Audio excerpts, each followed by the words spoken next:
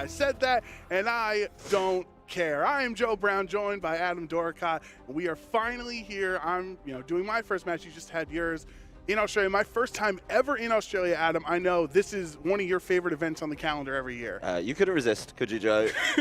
You've been warning me for about 3 days that you were going to do it, and I'm still just...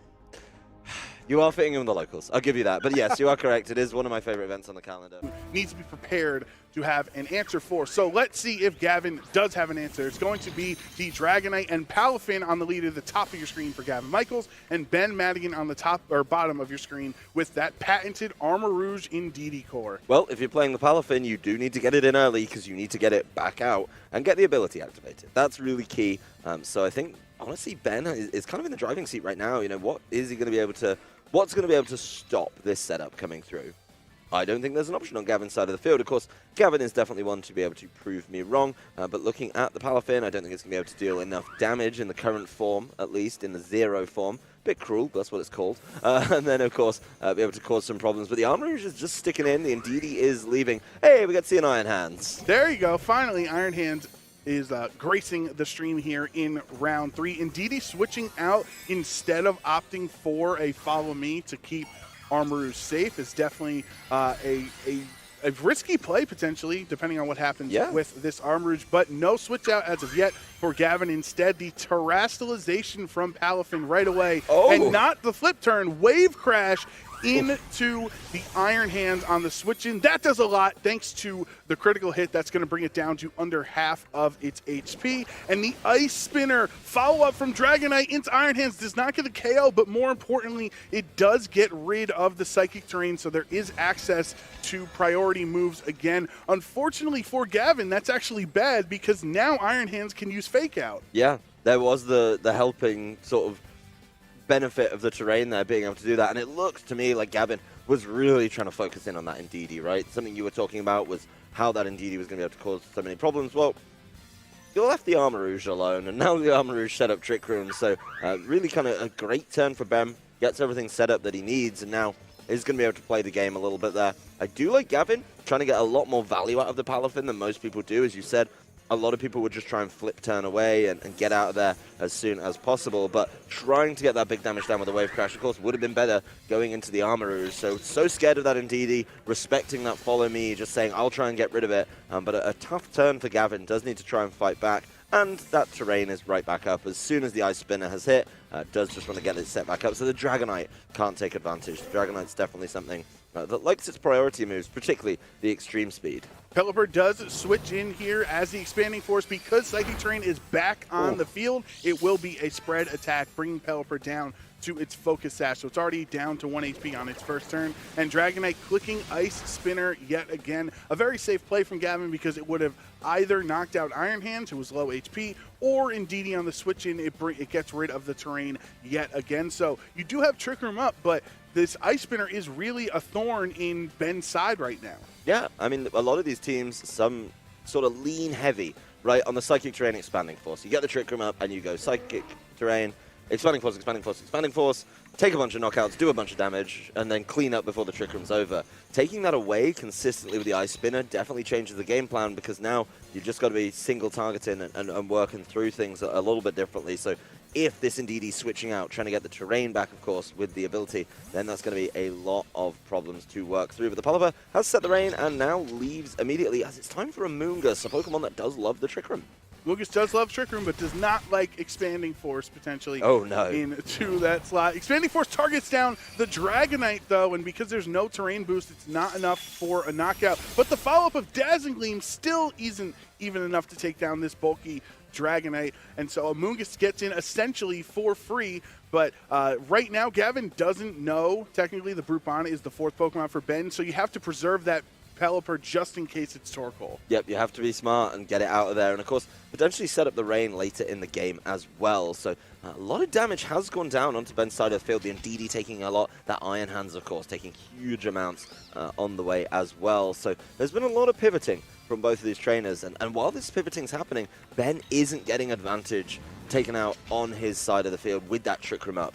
does have to be careful, does have to be respectful. The Armor Rouge leaving the field this time as the, I believe it was the Brute Bonnet, is going to be revealed. Brute Bonnet the Pompous. What a great name. What a great tag on that one. As it comes to the field and wants to be able to capitalize on this Trick Room, which it could do. Now things are slowing down for Gavin.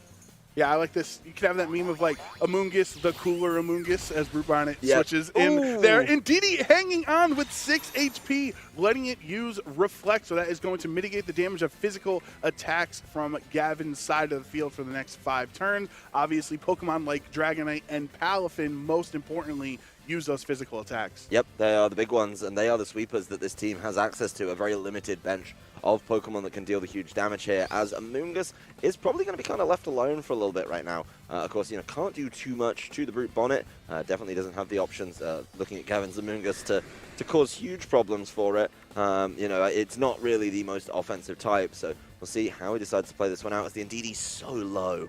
Does probably want to land the Pollen Puff right there. Yeah, and all you have left, essentially, if you are Indeedee, is one turn, and the Extreme Speed goes into that slot. So Indeedee is finally knocked out. Gavin does not have to worry about that anymore here in this game 1. Pollen Puff, though, from Amoongus into Brute Bonnet is actually pretty solid damage there, since it is super effective. Yeah. Here is the attack, though, from Brute Bonnet. It's going to have to try to hit that 5th time, it looks like, 'cause that's the 3rd. And so it's getting really close. It does absolutely no damage. No! It only gets 4 hits, and Dragonite hangs on as the Twisted Dimensions return to normal. Even with the loaded dice, he can't not get able 5. to get that 5th. I mean, at that point, Joe, it's 50-50, isn't it? You know the numbers. You know them better than me. It either hits or it doesn't, and that is a real devastating turn there. Gavin just clinging on and making it through that initial Trick Room. Really big here. Of course, the question for me is, can you get another one set back up? And the Armor Rouge in a great position right now. Doesn't have anything staring it down like a Palafin, but can the Amoongus try and stop it? We looked, of course, at the team list a little bit. This is open team sheet, and there's nothing to stop that Armor Rouge getting put to sleep before it's going to be able to cause those problems. Well, it could if it goes for the Grass Terra, as Ben has not used his Terastallization yet, and that is what we're going to see on this turn. So I think Grass Terra Armor Rouge is one of the best Pokemon in the format. If you have Flash Fire as your ability, which is what Ben has, you are no longer weak to Grass's biggest weakness in Fire. Oh, and the Rage Powder. And Rage Powder from Amoongus cannot redirect you, so it's kind of a pseudo safety goggles, and you also cannot be put to sleep with the Spore. So everything that Grass Armor Rouge can do is just fantastic, but he doesn't care. Gavin just double targets down the Brute Bonnet because he doesn't think that Armor Rouge is the threat this turn, since it's most likely going to click Trick Room, and that is exactly what Ben goes for. Yeah, it's going to click Trick Room, and it's going to be able to, twist the dimensions around. But smart play. I do think that Pollen Puff, actually, from the Amoongus has just been the correct play every time. It does so much damage to the Brute Bonnet, and of course the Brute Bonnet taking one of those hits away.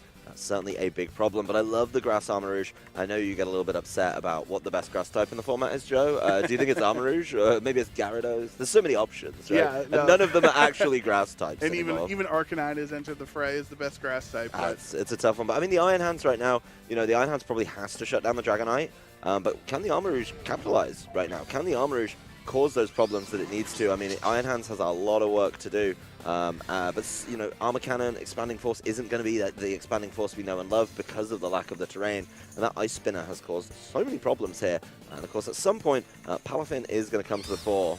It's also not Life Orb Armor Rouge, which that extra 30% damage can actually be really pivotal in certain matchups and how much damage you can do, but a double protect from Gavin on this turn is going to ensure that neither of his Pokemon get hit by the Fake Out, and even with Dragonite, obviously just the Fake Out would be enough to knock it out from how low of HP it's at.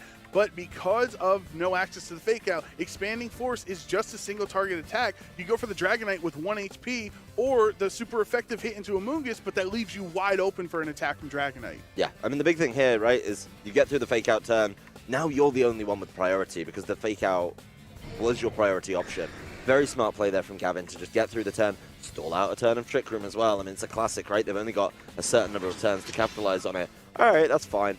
Just be able to stall that one out and cause some problems. And, the Iron Hands, does they have the Assault Vest? This is something that Gavin knows. Protect it, Extreme Speed it, get rid of it in the following turn. So there's Iron Hands gone. And Armor Rouge has a lot of work to do against 4 Pokemon left on Gavin's side. Yeah, this is a 4-on-1 situation. The Pollen Puff, so Amoonguss is slower, crazy. which means it's going to hit it first, but that is a super effective attack, and Armarouge has weakness policy. That's going to boost Armarouge's attack and special attack by 2 stages each. So now you don't even need Life Orb when you're +2. This expanding force is going to knock out Amoonguss, so that's now the first of many KOs Ben would need on his path to victory. And the Reflector's worn off, so that's also going to be a lot more damage coming through. Of course, the Pelipper can come in right now and start to cause some problems with the rain, so even if he does go back to something like the Armor Cannon, it's going to be reduced as well. But of course, Armarouge doesn't have access to Spread Expanding Force. This is really bad news for Armarouge because it needs to be picking off Pokemon.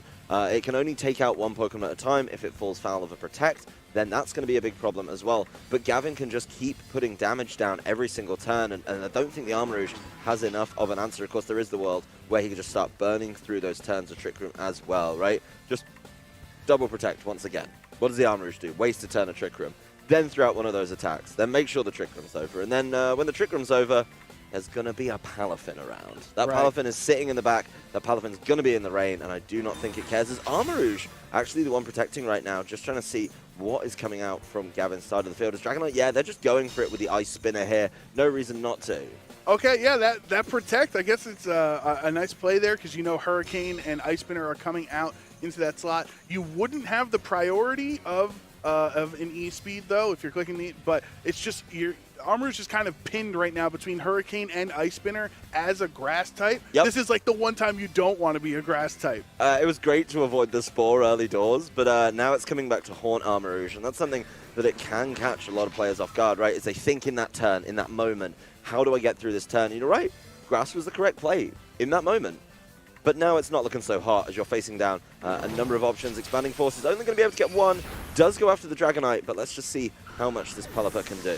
Yeah, and with the rain, this means it's going to be 100% accurate. Hurricane into a Grass type, obviously super effective, and that will take down the Armarouge. Ben tried his best to claw this game back from a 4-1 disadvantage, but it was just too much done too early, and the absolute counter in Ice Spinner Dragonite gives Gavin the win here in Game 1. Yeah, I'll be honest, Ben got Trick Room set up twice, and neither time was able to take advantage of it because of the Ice Spinner coming through from the Dragonite. Just shut him down, completely locked him out of the game in both times because you didn't have the access to the Psychic Terrain, which meant you had a really weirdly weak Expanding Force.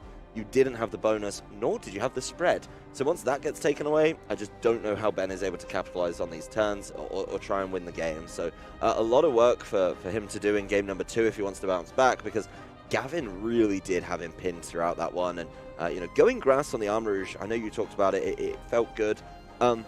Pollen Puff was huge there. I saw, you know, Amoonguss versus Brute Bonnet's usually a bit of a stalemate. Not when you have Pollen Puff doing that mad super effective damage, taking it down to half, and one of these Pokemon that's supposed to be able to take so much damage.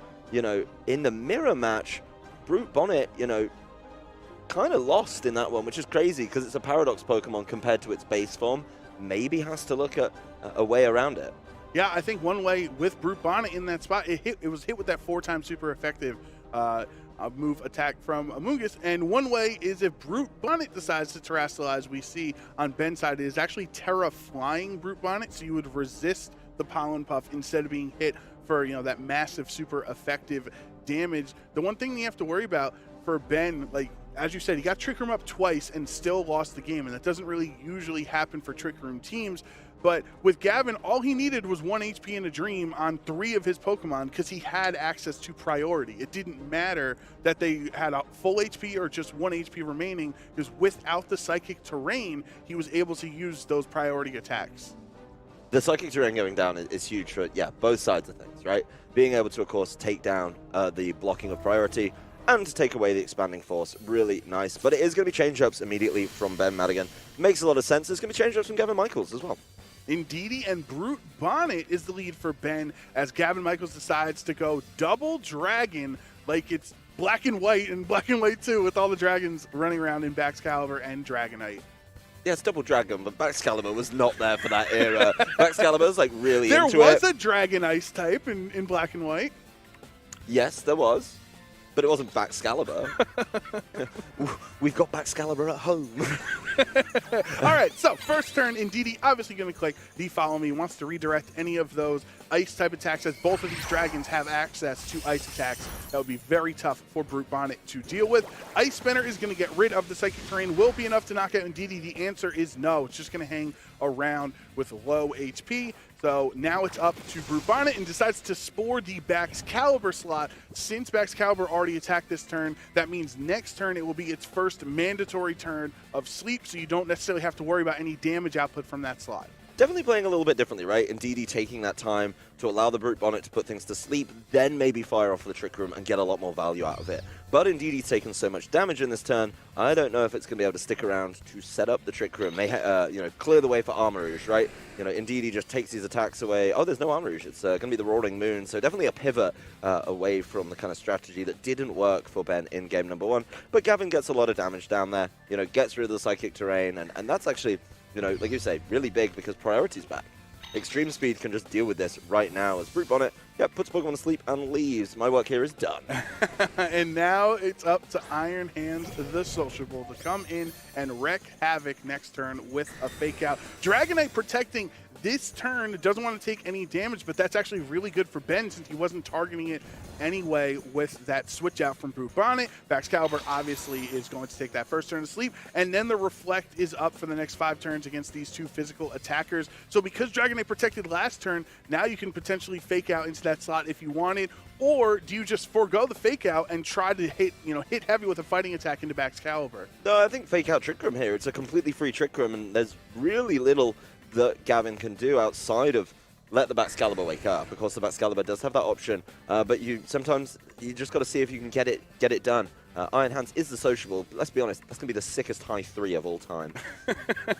Yeah, Ben is definitely asking if you could be a little courteous this turn, Baxcalibur. Try to take a little bit longer of a nap. Give you a 5-minute timer on your nap there, so that Indeedee can successfully use the Trick Room. Amoonguss switches into the Dragonite slot there, so Gavin has revealed his 3rd Pokemon, and now it is the Poison Terra on Baxcalibur. So he's kind of doing an impersonation of G-Sock Lee's Poison Garganacl with this Baxcalibur set. The Fake Out goes into Amoonguss, which doesn't do anything since it just switched in, not going to matter. And Trick Room is actually able to get set up, but because Amoonguss is here, that's a problem. Yeah, that's actually not a great time to set up Trick Room. As soon as you see that Amoonguss come to the fore, kind of the same thing your Brute Bonnet did earlier, right? You just got some Pokemon to sleep and try to find some wiggle room.